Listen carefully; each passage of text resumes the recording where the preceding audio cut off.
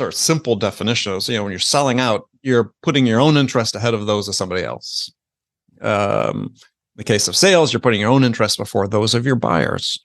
And when you have that mindset, then you think sales is all about persuading somebody to sort of do something, whether they really want to or not, right? It's about, hey, my job, if I'm selling out, my job is to persuade you to buy my product. That's how I look at my job. Narrow focus, get you to buy my product. And if you have that mindset, then you don't really focus on what's really important to the buyer, because it's all about you. Because my job is to persuade you to do something, regardless of what your concerns are. And so when you do that, then that leads you down this path of you become pushy and manipulative. And I mean, even if you're not thinking you are, this is how it's being perceived by the buyer. And this creates this, sort of pervasive stereotype that exists of salespeople. It's, all about them and what they need, and not really about helping the buyer get what they need. You're listening to the Real Business Connections Network. Real Business Connections Network. Powered by Balbert Marketing, LLC. Subscribe now and check us out at realbusinessconnections.com. Enjoy the show.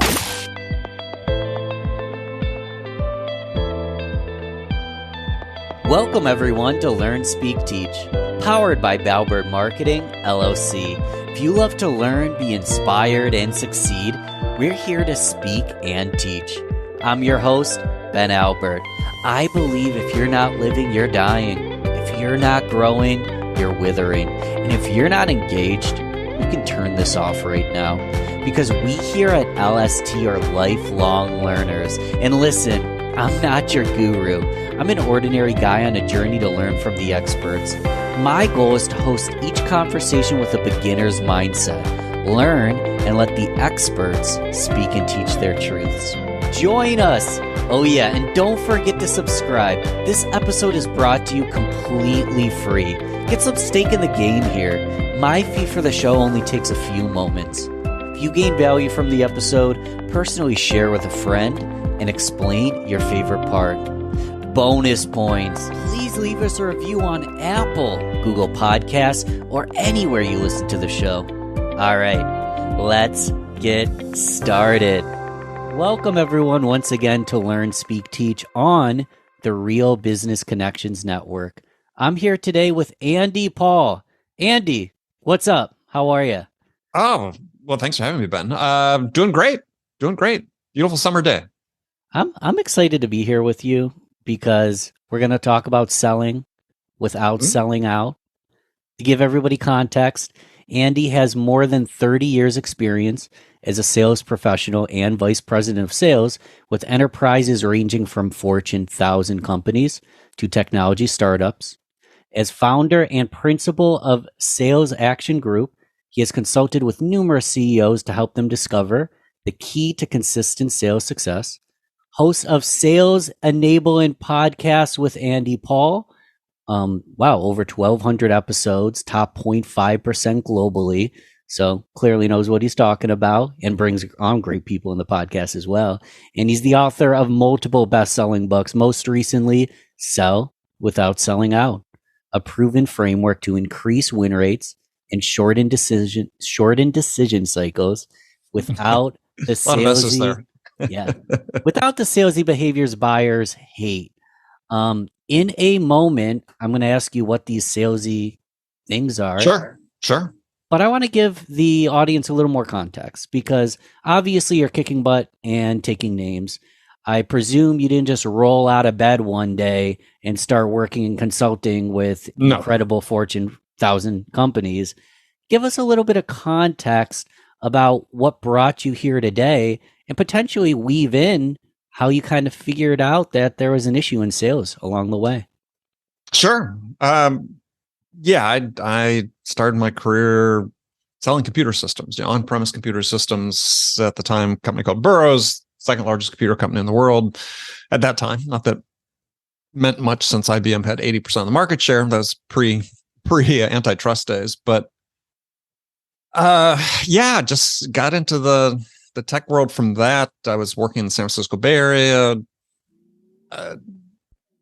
got this interesting sort of period of time after I'd been at that company for a couple of years where, we were selling these systems that in today's terms were $250,000 systems to small, mid-sized businesses, and started losing orders to this company called Apple. And Apple IIs that didn't even have disk drives, and we were selling these complex business computers that handled every application in your general ledger for a company could want. So I started seeing a little trend with that, and thought, maybe the future is going to be a little bit different. Had a friend that just gone to work for Apple, picked a phone, called him, introduced me to somebody, got a job, worked at. So I worked at Apple, really pretty early days of Apple, back in the early 80s. And that sort of led to another startup and another startup after that. And eventually found myself, had spent about 15 years selling large, complex satellite communication systems for, again, startup companies, traveling the world, sold in every continent but Antarctica, but was sort of anxious to get off the road after 15 years of several 100,000 miles a year and travel. So in year 2000, started my own company in order to sort of do what I had been hired to help startups do, which is, it was a small company with no track record, no brand name. How do you go compete for big business? How do you get big orders? How do you win large deals competing against large established companies? And so that was sort of my niche that I worked with companies on, and helping them scale up what they were doing, and did that. Still do a little bit of that, but sort of about 10 years ago, I published my first book, and thought it was sort of like most consultants, you're writing a book as a business card, sort of. Absolutely. And actually, it turned out to have an audience that I didn't expect, and that sort of got me on the path of blogging, which I hadn't really started at that point, and building a following, and led to a second book, led to the start of the podcast, third book, and here we are. So it's been interesting because I tell people is, look at your career in chapters. And I've had very distinct chapters in mine. And this last one, which I don't think will be the final one, but the last one with the podcast and content creator, it has been so much fun. I mean, had to learn a lot of new things, and in the process met a lot of really interesting, smart people that taught me a lot. Absolutely. And on the podcast, you've talked to over 1,000 smart, interesting people in marketing and sales. What are some of the commonalities? Let's talk about selling out. So in a moment, I want to hear commonalities of some of the things you've heard that doesn't work in this day and age. What exactly is selling out? I know what it is in, the music industry where I come from originally, but what does it mean in regards to sales? Yeah, it's probably not too different, actually. So if you think about just sort of simple definitions, when you're selling out, you're putting your own interest ahead of those of somebody else. In the case of sales, you're putting your own interests before those of your buyers. And when you have that mindset, then you think sales is all about persuading somebody to sort of do something, whether they really want to or not, right? It's about, hey, my job, if I'm selling out, my job is to persuade you to buy my product. That's how I look at my job. Narrow focus, get you to buy my product. And if you have that mindset, then you don't really focus on what's really important to the buyer, because it's all about you. Because my job is to persuade you to do something, regardless of what your concerns are. And so when you do that, then that leads you down this path of you become pushy and manipulative. And I mean, even if you're not thinking you are, this is how it's being perceived by the buyer. And this creates this, sort of pervasive stereotype that exists of salespeople. It's, all about them and what they need, and not really about helping the buyer get what they need. What I draw in the book is this contrast between selling out, which is an archaic, obsolete, conventional selling behavior, summarized in being salesy, with what I call selling in. So you're not selling out, you're selling in. And selling in is based on the mindset that your job is not about persuading somebody to do something. Your job instead as a seller is to listen to the buyer. Understand the things that are truly most important to them in terms of the challenges they face and the outcomes they want to achieve, and then helping them get that. So the emphasis on listening, understanding, and helping as opposed to persuading. Guess what happens when they get what they need? Well, you get what you need. Exactly. Right? Yeah. And and I talk about this specifically in the book. That's sort of just paraphrase, Zig Ziglar, famous sales expert. I think it was him that said, if you help enough other people get what they want in life, then you get what you want in life. And yeah, that's so true. And I heard Zig on listening to car books on tape in my car when my first sales job, driving from call to call. But yeah, that sort of stuck with me. But I always sort of, I don't know, had that mindset. Maybe it's just the way my parents raised me or whatever. But as someone who is not a real extrovert and getting into sales, that just seemed like a better path. That was a more natural path for me. And so I write about in the book with selling in is there's these 4 pillars of selling in. They're based on these innate human behaviors. I think these salesy behaviors that are off-putting to buyers, those are learned behaviors. You're taught those behaviors. And the contrast is with selling in is the core behaviors you need to have. And these are innate human behaviors: connection, curiosity, understanding, and generosity. Not a word you hear associated with sales very often, so generosity. But we are wired to connect with other people. We're social animals, right? So we're wired to want to connect. We're wired to want to understand people, be curious, understand. We use our curiosity to navigate the world around us from the moment we're born. We pop out in the world, suddenly it's light, and there's all these people standing around, and hey, what are these things on the end of my hands? Or hey, what are my hands? I mean, we're from day one, we're asking questions, trying to figure out. And unfortunately, what happens in the world is that we tend to suppress curiosity. People are sort of taught curiosity is disruptive, right? How often as a kid, maybe you heard, hey, enough with the questions, just do what you're told. Or maybe you've heard that at a job, right? Enough, just do what you're told. That's all I've heard my whole life. The listeners know, if anything, I anger people with my curiosity because I want more. I want the nuanced answer, but go on. Yeah. Well, so we intentionally or not, I think there's some degree of intent, is consider people that are really curious and as I said, disruptive, as troublemakers. And so, we have to sort of get past that, because again, that is innate behavior. Understanding, how do we make sense of the world around us, right? As we use our curiosity to navigate it, we use our understanding to make sense of it. And then finally, our generosity is, how do we help other people achieve what's important to them? How do we provide value to them that enable them to make a decision in the case of a sales situation? So these are all, like I said, innate behaviors we all have. Really, our job as sellers to say, look, how do I develop that aspect of myself and bring that to bear in my conversations with buyers in order to help them get their job done? Because too often in sales, we're always thinking about, well, my job is to sell you something. But if you put in the framework as my job is to help you make a decision, then again, you're more likely going to lean into your connection, your curiosity, your understanding, your generosity to help the buyer do that.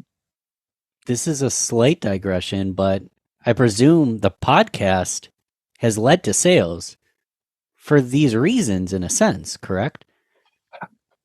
Sure. You tell me. You're saying connection, curiosity, understanding, generosity, and that's the whole reason I do the podcast. Right. And then it's not uncommon. It doesn't happen every moment, every day, that people reach out to me and be, Ben, I love what you do. I want to work with you. Yeah. No, absolutely. Absolutely. People, well, I mean, you're a podcast host, so you bring yourself to the show and your opinions and the things that you believe in and stand for. So yeah, people have a very clear understanding of me as a result of listening to the show. And in a moment, I want to talk about exactly what it looks like to be selling in, maybe like more process oriented. But first, a lot of people might not know that they personally might be selling out. Maybe they're working for a company and they feel icky in their role. I know personally, and I'm not going to throw anybody under the bus, I felt really icky in my sales role. And then I started doing things my own way. My numbers went up. Mhm. And my sales manager quite literally said, Ben, I don't know what the fuck you're saying or what you're doing, but I'm going to have to put you over in the corner and keep putting money on the board. So he Mhm. almost shamed me for doing things interesting, but he at least acknowledged that whatever I was doing, which really all I was doing, Andy, was asking a ton of questions. Yeah. But I'm wondering, because a lot of people might not know that they're selling out or their sales manager is, or maybe they're somewhere in a spectrum. I mean, none of us are perfect. What does it look like?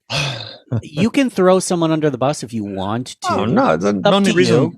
But No what reason does to name it names. what does it sound like? What does it look like? Is there certain tone or phrasing? What does selling out look like?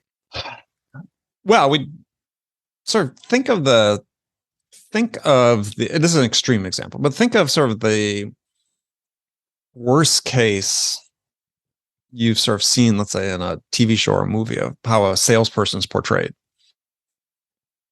That's sort of it, right? In one extreme, you said we all sit on a spectrum with selling out on one end, selling in on the other, and we're a mix. We're all somewhere along the spectrum. But that's one example. Or just close your eyes and think back to a personal sales experience you've had that you found unsatisfying or distasteful. And what was taking place then, right? You probably felt under pressure to make a decision. Probably felt like you didn't have enough information to make a decision.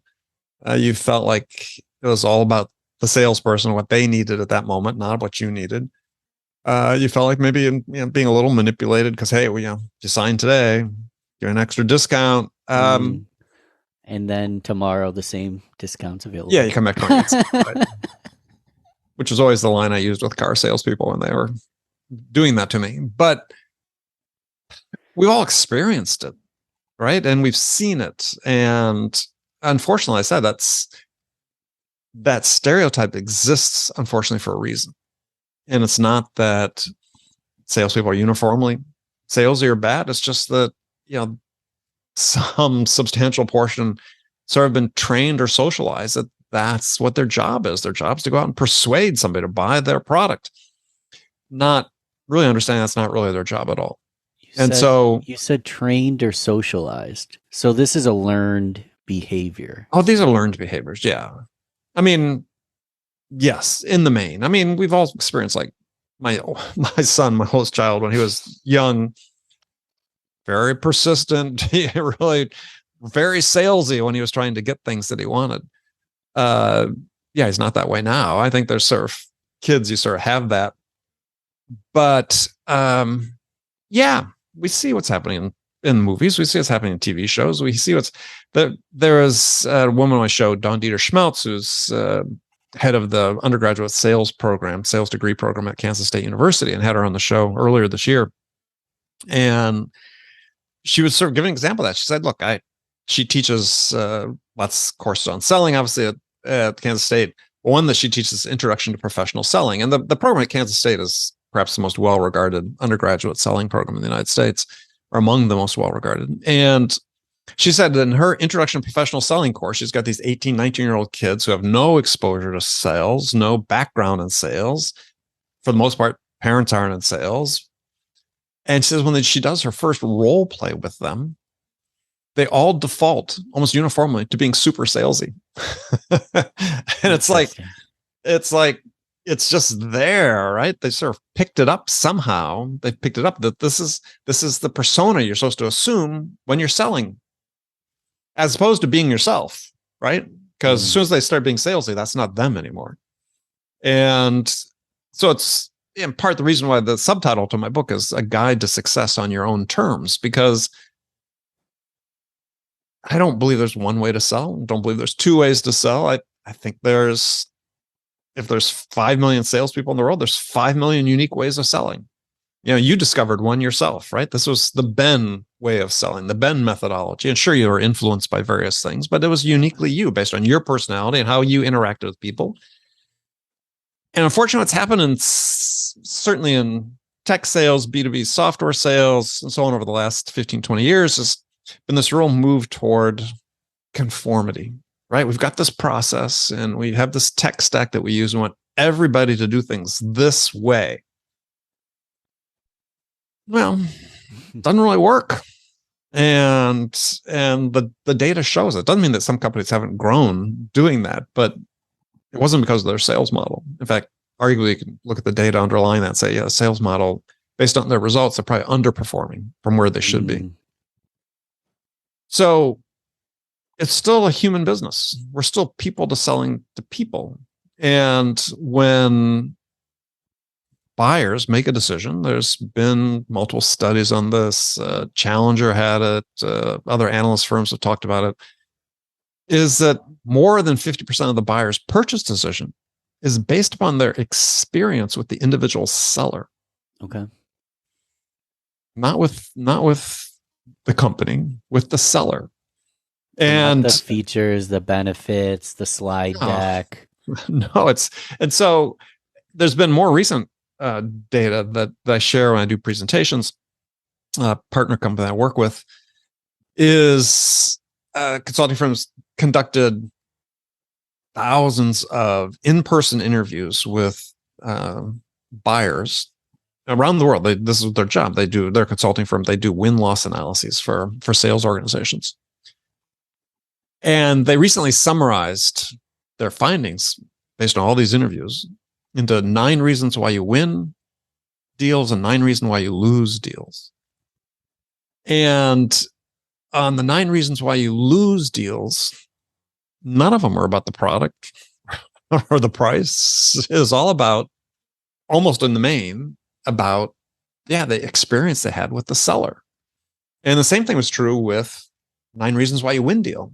I think in the 9 reasons why you lose, it was like 5 of the 9 reasons were specifically selling out reasons. And the 9 reasons why you win, 7 of the 9 were selling in.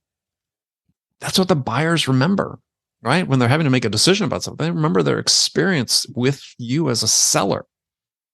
So I wrote the book in part because, based on all the work I do with companies and the conversations I had with, I said, hundreds and hundreds of people on my show,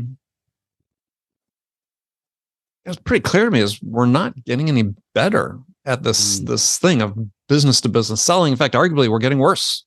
There's data that would suggest that actually we are getting worse. And why, when we have the benefit of all this amazing technology to put to use to help us be better, why are we getting worse? And my conclusion is that, well, we've strayed too far from the human element of selling. Right? We want to rely so much on the technology and the process to help us things that really are tangential and which the buyers say don't factor into their decision at all. And so it's part of an effort to say, look, when people buy from people, they buy from a human, not from a company, not from a process. They buy from the person. And so it's really important, if you're a seller and you're putting yourself in that situation, to be intentional about bringing the best you, the best version of you, to every interaction you have with the buyer. I'm going to sound like a broken record, but I've said it before on this podcast.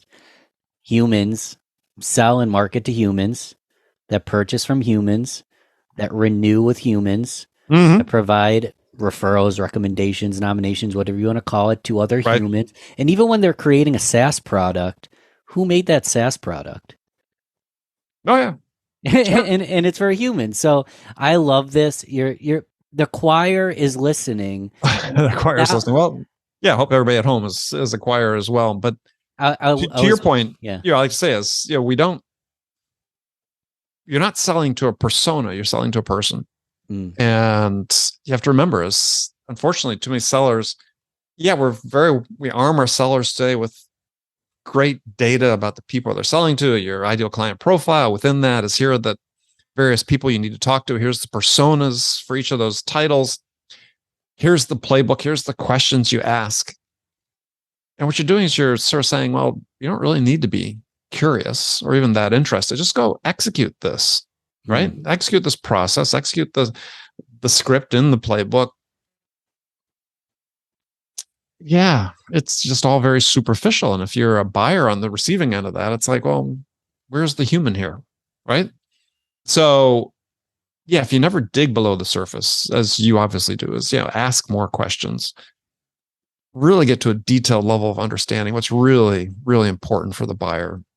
And I talk about in the book is that too many sellers just are satisfied to gather information, but they don't really understand why that information is important. And they think, oh, I've done my job. I've got the answer to these 6 or 7 questions. But it's like, yeah, but what do you understand about that? Why is it important to the buyer? What's the impact of that could be on the buyer in terms of them making a decision or not making a decision? Or, you got to go deeper and give free rein to your curiosity. Otherwise, you're just sort of going through the motions, and buyers sense that. So, obviously, playbook of what has worked is educational. However, we want to go in and sell without selling out. We understand the purpose here. Without being, I know this is a broad stroke because every industry, every person, every buyer, every conversation is going to be different than the next. I know this is a broad stroke, but what should that presentation, sales call, whatever you want to call it, what is that going to look like? How do I start? Well, that's sort of infinitely variable, right? Because there's a first call, second call, third call, whatever. But think about from this perspective is think of these 4 pillars: connection, curiosity, understanding, generosity. Yes. Is your intent every time you interact with a buyer is to deepen the connection, deepen your discovery, right? Deepen your understanding, and deepen the value that you're providing that helps them make progress toward making a decision. And that's what you're trying to do. So, within that context is, are you building this connection that opens up credibility and trust, right? Now, trust is one of these words that gets bandied around quite a bit in sales. And, but in this context, what you're trying to do is the trust is the level of trust that enables the buyer to open up to your questions. So many sellers go in and think, well, if I ask these questions, people are, of course, they're going to answer. How much revenue? How much revenue do you make? What's your biggest problem? And are you the decision maker, Andy? Right. Do you have the budget authority on this? And people, they may answer. They may give a superficial answer just to sort of get you to go away. Sure. But without that trust, they're not going to open up. They're not going to, as I like to say, they're not going to let you stick your nose into their business, which is really what you need to do effective discovery and really get a detailed understanding of what's really important to the buyers. You really got to be a little bit intrusive and stick your nose in their business. And they're going to give you permission to do that because you've earned that level of trust with them. So, deepen that connection. So you open that trust or build that trust. With that trust comes the customer saying, look, all right, if I'm going to start answering these questions, these more detailed questions, what I'm basically doing is I'm giving you permission to influence me, right? I'm opening you up to myself up to your influence, which is you want, right? Not heavy persuasion, you're influencing. It's having an effect on the thoughts or the actions of others without apparent use of force. That's influence as opposed to persuasion, which is more coercion based. So, you get into this, asking your questions, digging down deep, you start understanding, this level of understanding what's really important to the buyer, not 20 things that are important to the buyer, because there's never 20 things that are equally important. There's always 1 or 2 things that are most important. They're really driving a decision. If you give free rein to your curiosity, build that level of trust, you're going to reach that level of understanding. Now, when you have that level of understanding with the buyer, you basically reached agreement on, okay, this is the target, right? This is what's most important to us. So then you as a seller can then work with the buyer to create what I call in the book a vision of success, right? What is success going to look like using our product or service? Now, we always talk a lot about storytelling and sales, and it's important. But I believe the story the buyer most wants to hear is their own story. Right? So we're going to work with them to create that story. What's that going to look like when they're successful with our product? excuse me. And if you can do that and the buyer buys into it, it was a study that's done by Forrester, I don't know, 10 plus years ago, saying that if you were they called it the buying vision, but if you were the first seller to get the buyer to buy into your buying vision, your odds of winning a business were like at 60%. Right? That's pretty significant, right? If you knew you could do something that would give you a 60% win rate, you'd probably take it every day of the week.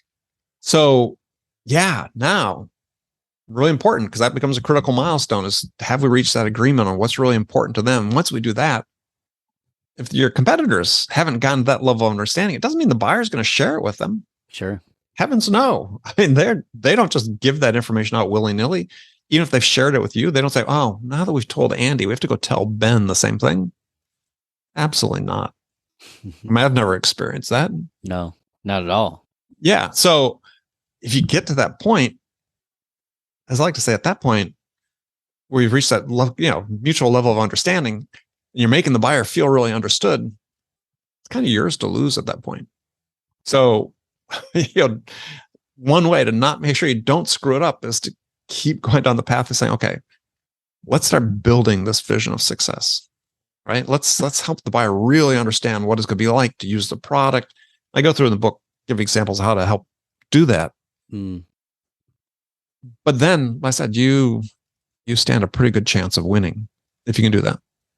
So to clarify, you come in curious, you connect, you ask insightful questions and truly understand their vision of success. You're willing to give generously. That could mean a lot of things, I imagine. And only then do you have an opportunity to actually, I even hate the word pitch, but present your vision for a solution only after you've made that connection. At that point, it's sort of foregone, right? Because you're building it with the buyer. With them. Oftentimes at the end, sometimes buyer will say, well, hey, I had one example, for instance, I talk about this in the book with a customer in Scandinavia where they said, hey, come present to our managing board. And we had gone through all these steps we talked about, and it's a fairly significant deal for us at that stage in our company. But I didn't present. What I did is stood at a whiteboard and drew out my understanding of their most important things and drew out this vision of success that we had already created and what's going to look like. And that's all I needed to do. I mean, I had a slide deck ready, but I didn't use it because why not have a conversation with somebody instead? We've traveled down this road together. This is what collectively you, me, and the client have decided is what's going to be best for you, will help you achieve what you want to achieve. And they're like, okay. Then I talk about in the book is you don't necessarily use in that presentation, but earlier when you reach this point where you think, okay, I get it. The buyer understands what we can do. We understand what's most important to the buyer. We've agreed on this understanding. This is one really powerful question you can ask. And again, sellers rarely ask it because they think, oh, we've done this, I don't want to go backwards. But just when you think you totally understand everything, just when you think the buyer totally understands everything, you pause and you say, so what are we missing? It's like a head explode moment. Boom. Because it's like, oh yeah. Yeah. Let's think about that again. Eyes start to go back and forth. Let's think about that. Did we? Oh yeah, we've really, yeah, but there's one thing that, okay, now that you brought it up, there's one thing that we really didn't bring up before that, we think, wow, suddenly start surfacing some insights into the buyer that just when you thought maybe you'd wrapped it up, give them another chance. And so oftentimes something comes up. And again, they're telling you, they're not telling everybody else. And so it's really important that you really focus on not, hey, I'm trying to move you from one stage of my process to the next stage. Because first of all, it's just sort of ludicrous that in this day and age, we still train sellers that, well, we've got these 5 stages you go through with the buyer. They're sort of linear. And one of them is discovery. And, discovery's got this finite time we do discovery. It's like, no. As I said, every time you meet with the buyer, you're deepening your discovery. You're asking more questions, trying to get a deeper level of understanding. And the way people buy is very fluid. I mean, Gartner came out with a study in 2018, 2019 called buyer enablement. And there's this famous diagram about the buyer's journey. And it's what they call it internally. Some of the people call it the spaghetti diagram, because it looks like you took a handful of cooked spaghetti and threw it against the wall. And it's anything but linear, anything but a straight line, anything but logical. The path that buyers go through to make a purchase decision. And you have to be aware of that ambiguity when you sell, right? And understand. And there was sort of a core at the beginning, right in the middle of it was sort of buyers do think they have jobs to get done, this, and define the requirements, define, what's available in the marketplace, choose a vendor. But you can align to that, just using the pillars of selling in to be able to help the buyer navigate that. But it's too often sellers just want to sort of take the path of least resistance. And you just have to be aware that buying is a complex pursuit on the part of the buyers. They don't do it very often in terms of the type of product, typically the type of product you're selling, unless you're selling something that's, renewable or something. But, if you're selling business software, they may buy it once every 3 to 5 years. And the people that bought it the last time aren't here anymore, right? Because you're not the same salespeople oftentimes either. True. So there's no institutional history about this is how we buy this particular type of product. So they're figuring it out as they go along. So your job as a seller, you think about it, think about what the buyer is trying to accomplish. Not in terms of solving a problem. What's the buyer trying to accomplish when they're out making a purchase decision? And I write about this in the book. What they're doing is they're trying to quickly gather and make sense of the information they need to make an informed decision with the least investment of their time, attention, and resources possible. That's what a buyer wants to do. Yeah, somebody's given a job. You're on a buying committee. We're going to buy a piece of software. It's like, right? But what do you want to do when that's the case? I want to get that off my plate as soon as I possibly can, because that's not my job, right? I've got a real job. That's what buyers are trying to do. They're not trying to spend a year to make a decision on something they could make on 6 months if the sellers enabled them to do it. So your job as a seller, again, as you're listening to understand what's most important to them, is you have to just be intentional about this fact that every time the buyer does invest some of their time and attention in you, it's like any other investment in life. They're expecting return on that investment. So what's that return look like? Well, it's very simple. And again, I write about this in the book, is the return is progress. Meaning that as a result of investing my time and attention in you as a seller, am I closer to making a decision as a result of that investment or not? Right? Am I closer at the end of this interaction, whether it's an in-person meeting, Zoom meeting, a phone call, reading an email from you? If as a result of that, am I closer to making a decision than I was beforehand? Then there is a return for the buyer. So as a seller, you have to be very conscious about saying, okay, I'm going to take some of my buyer's time. How am I going to help them earn a return on that time? How am I going to be able to ensure that as a result of meeting with me or listening to me, that they're closer to making the decision, this much or this much, whatever, are they closer than they were beforehand?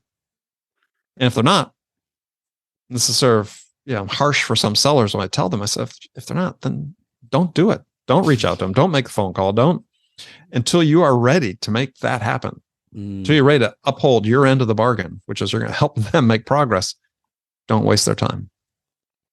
Light bulbs going off for me in the head. Because I'm imagining, where they are now, where the buyer is now, and where they would like to be and where they would like to go. And there's going to be scenarios where my solution isn't the perfect fit. Yep. Or it's not the perfect time. Yep. Or it actually isn't there's no reason to bully them into budget. It's actually not a good budget decision for them right now. However, to me, and I've worked in companies where, did you get the sale? No. Up? Oh, that's a 0. To me, to me personally, this is maybe me just getting all, soapbox emotional.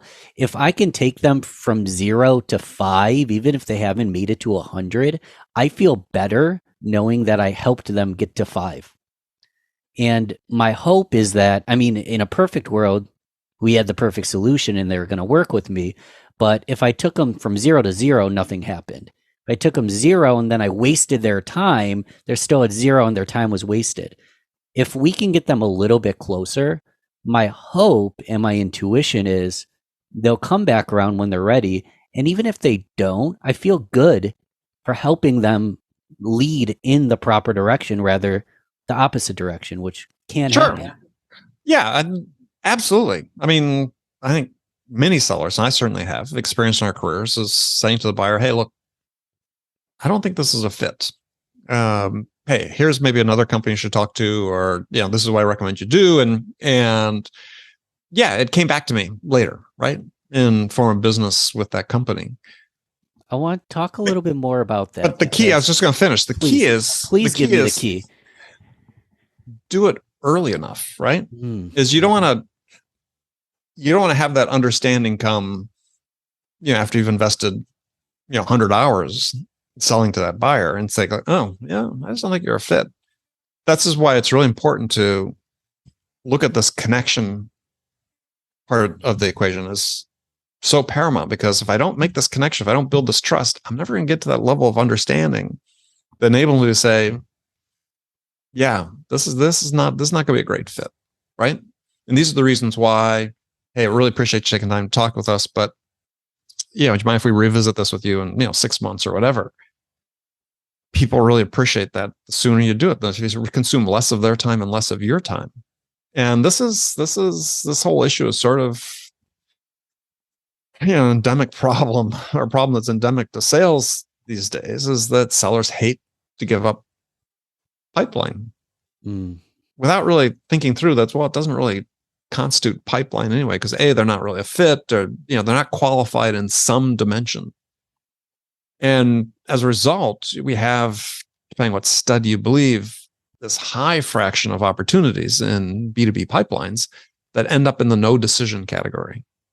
Right. And to me, that's like the worst of all possible outcomes, right? It's worse than losing, because what it's saying is we did such a bad job that the customer at the end of the day said, yeah, no one gave us a reason to buy. Right. So, no decisions are hard to come back from, because the buyers are very sensitive to the fact that they invested a bunch of time with you and other vendors potentially and didn't make a decision. So if you're really asking the right questions, you're being in the moment, you're really focused on the buyer, not going through just your rote script, but really digging down deep, really understanding the impact of making a change or not making a change would be on them, what they really want to achieve. If you get to that point, better to pull the plug, other than think, we can turn them around. Right? We'll be able to convince them. I know they're not a great fit, but I think we'll be able to convince them to go our way. That's not the approach you want. Thank you for that. You actually answered my question, Andy. I was going to ask about how to kind of tell them it's not a good fit with grace, and you answered that great. Hilarious thing came to mind. I'm not going to say who said it, because we said we weren't going to throw anybody under the bus, but he said, quote, "Not interested is still a level of interest." Very famous sales trainer. Not interest is a level of interest. It's just not. It's still on a scale of interest. Yeah. No, I've written about this not too long ago about, when someone says not interested, it's not an objection. It's a statement of fact. So does it mean they have a non-zero level of interest? Yeah, probably not, because they talk to you. But not interested. I had my first boss. I remember going and complaining after I'd been on the job, not too long, a few months, 6 months, whatever, about, sort of getting that a lot, hey, we're just not interested. And what should I do about it? He turned to me and said, go find some people who are. It was the best answer in the world. Right? Seriously, unless you're when I was in the satellite communications industry, I had maybe 200 companies in the world I could sell to, right? Most products aren't that limited. Most products, especially in the software world and so on, there's a lot of companies out there. And yeah, if you're running into a lot of people who aren't interested, go find some people who are. I mean, it's that simple. Look at how you're targeting. Look at your ICP. Look at all these various things you can control as a seller. And what can you change? Instead, I remember years ago, I posted another version of that post as, I'm not interested is not an objection. And some guy on LinkedIn, he started ranting in his comment on it. He's, basically calling me weak. And so he says, when somebody says they're not interested, I was trained. That's when you double down. And I'm like, that's when the sale begins. That's when the close begins, Andy. That's like, dude, come on. First of all, it's never worked, and it works less frequently now. Just treat people with respect. Treat people with, as a little humanity.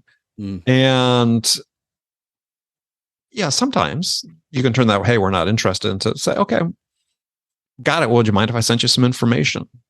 And so they're always like, well, but then you can use that to say, well, there's sort of two things I was thinking. One was a case study about ABC, or another was about XYZ. And I said, well, maybe XYZ. And so you say, oh, okay, well, based on your interest in XYZ, that's about, growing your top line through whatever. So something like that's an area of interest to you. Yeah, great. Okay. Well, let me send that to you, and then I'll put on my list. I'll get back to you in 90 days and see if that's something you've uncovered some information with the buyer about, something that might be a level of, an area of interest to them, potentially a problem they've got. It's just not the right time for them. Great. Sure. Keep your powder dry. Come back in 90 days. This is all reminding me of the whole he or she could sell ice to an Eskimo. And first off, that's ridiculous. Second off, maybe one Eskimo out of all of them will purchase ice. But if you're getting lots of not interested, that doesn't mean your ice isn't good. Maybe you should be at a music festival where it's 100 degrees out, and your ice will not interested quite often means you're selling to the wrong people, I imagine. Oh yeah, very often if you're getting a lot of it, for sure. I mean, like I said, there's a lot of things in sales that are under your control. That's one of the great things about being in sales, is that so much of it is under your control. It's not like you're confined to a desk and you've got a clerical job and it's the same thing every day. It's like, no, fact is everything's different, right? If you're in sales because you think you can take a level of comfort because you think, well, hey, we've really nailed our ICP and the personas we sell to, and every sales situation is the same, so I can just do the same thing. You're in the wrong business, because the fact is, having acumen in sales is not about knowing how one situation is similar to another. It's about knowing how they're different and being able to respond to that difference in the moment, to be able to ask the right questions and to sort of getting this information that's a little different than what you normally hear, but synthesize that into something that is of value to the buyer. And it's a creative pursuit. That's why people stick in it, I think. That's why I stayed in it for all these years. The creative aspect of it. So, Andy, I know very shortly you've got your own podcast to record. Yes, I've got one. Sales Enabling Podcast. We're about to go to the rapid fire round. One random question while it's on my mind is, of all the people that have been on the Sales Enablement Podcast, or someone who hasn't been on yet, who is kind of like a superhero or a great embodiment of this correct kind of selling? Who comes to mind as, it could be an episode, or who does this right, other than yourself? Yeah, other than myself. I think there are a lot of people that do, right? Yeah. I mean, it's not enough. I don't know. It's hard to pick out. I put you on the spot. You've got like 1,000 something options. Yeah, it's like trying to pick your favorite child, though, and that's sort of the same thing I like to say. Yes. Who has been influential in your career recently?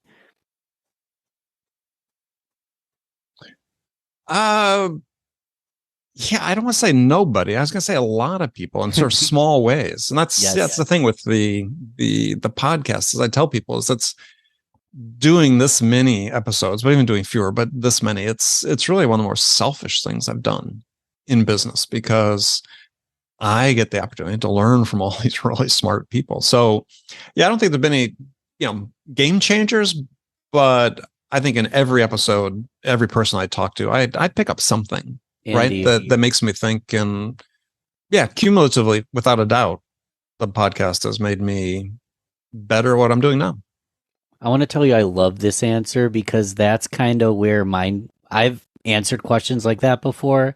It's like, oh my God, there's like so many people, and you take bits and pieces from so many different people. And the podcast is a journey and a labor of love because of all the incredible people you get to talk to and learn from, and take bits and pieces and incorporate. And as you said, maybe you don't take one playbook. You take tiny little plays from thousands of people and create your own. Your job in sales is to become the best version of yourself. Whatever that means, right? Best version of you. Take the things that you're strong at, accentuate them, take the things you're not as strong at, learn, get better.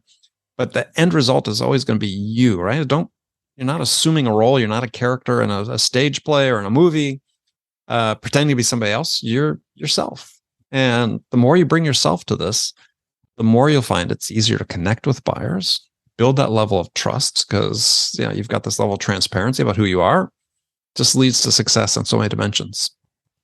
We're going to do the fastest rapid fire round I've ever done. Coffee or tea? Neither. I don't drink either. Favorite time of year?